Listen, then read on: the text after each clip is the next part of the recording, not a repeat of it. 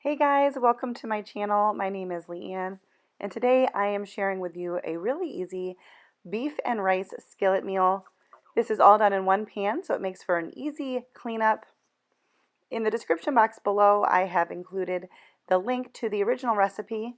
Although I don't typically follow recipes to a T, I tend to vary based on what sounds good to me as well as what I have on hand. But we're going to get started by browning up 1 pound of ground beef. While the ground beef is getting started on the stove, you want to go ahead and chop up half of an onion. I like my onions diced up nice and small, but you can leave them in bigger chunks if that's what you like. You want to add the onion into the ground beef, mix it in, and cook that together. While this is cooking, I am at another counter chopping up some fresh garlic. That is not included in the recipe, but I had it on hand and I just felt like using it. So that's what I'm doing while this meat is cooking. Now I'm going to get started on the vegetables. The recipe calls for frozen mixed veggies as well as a can of Italian diced tomatoes. As you'll see, I don't quite do that, but I had some fresh broccoli on hand and thought that would be good, so I began cutting that up into small pieces. I also wanted to use a carrot. I prefer actually the whole carrots rather than like the pre-packaged carrots. I just think they taste better. But again, you can use whatever you've got or whatever you prefer. You could use all frozen veggies and this would be super quick and simple to do. And I did not have any diced tomatoes on hand, so I used a couple of tomatoes and it worked out just fine. Once the ground beef and onions are all cooked, you can go ahead and drain any fat. And then we're going to begin adding in the other ingredients. The recipe calls for beef broth, but I didn't have any on hand, so I used chicken broth. The recipe says 2 cups. I added in a little bit extra because I had another container in the refrigerator that just had a splash left, and I wanted to get rid of it. I prefer to use my own homemade broth when cooking, but honestly, I just haven't gotten around to it since we moved, and so the store-bought stuff works great. So I'm going to start adding in the seasonings. The recipe calls for oregano, garlic, salt, basil, and pepper.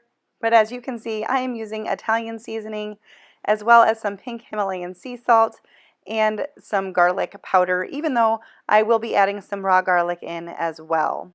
I don't usually cook with black pepper because I don't really care for it, but it can always be added on to each individual serving. I did use the recipe as a reference just to give me an idea of the ratios of the different seasonings. And now I'm adding in the chopped vegetables and the garlic. We're going to add that all in together and get that cooking with the broth to kind of cook and steam those vegetables.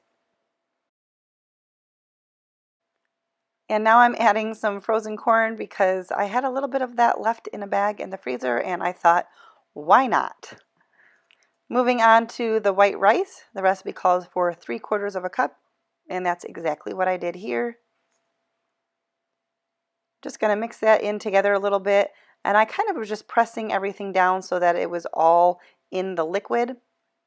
And after a few minutes, I came back and just mixed it all up, kind of flipped everything over, and just tried to incorporate it all together so that it could cook evenly.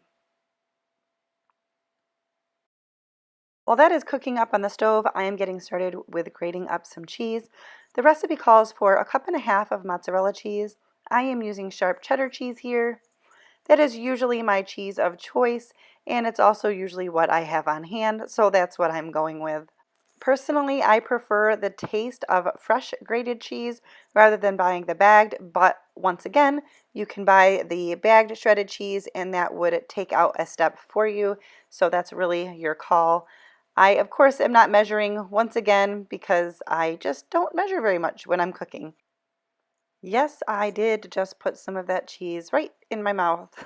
Anyone else have a hard time not sneaking some cheese when you're cooking with it? So now we're just going to keep stirring and checking on this skillet to make sure that the rice gets cooked and the vegetables become tender. Now, according to the recipe, once it's all cooked, you would just sprinkle the cheese on top, put the lid on it for a few minutes and let the cheese just melt. But I was actually making this earlier in the day to be heated up later for dinner because we were going to be getting home a little bit late. So I just transferred this to a 9 by 13 baking dish that I sprayed lightly with olive oil. And because I knew that I would be heating this up again later in the oven, I pulled it from the stove just a little bit before it was done. So right now I'm just adding a little bit more chicken broth in there so that when I reheated it, it would have some extra moisture in there to help cook everything. And then I sprinkled the cheese on top. I didn't use all of the cheese that I grated up, but that's all right. I just put it in the refrigerator to use for a different meal. And then once this pan was thoroughly cooled, I just covered it and put it in the refrigerator. So this is what it looked like before putting it in the oven. And when I got home later that night, I just turned the oven on to 350, put it in for about a half an hour, and this is how it came out. And it was so delicious.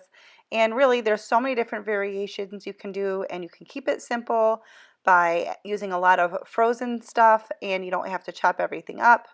It's very customizable, and this is the second time I've made it, and it's been a little bit different each time, but both times it came out delicious. And we actually are having the leftovers of this tonight for dinner, so that's great. And that wraps things up. Thanks so much for watching.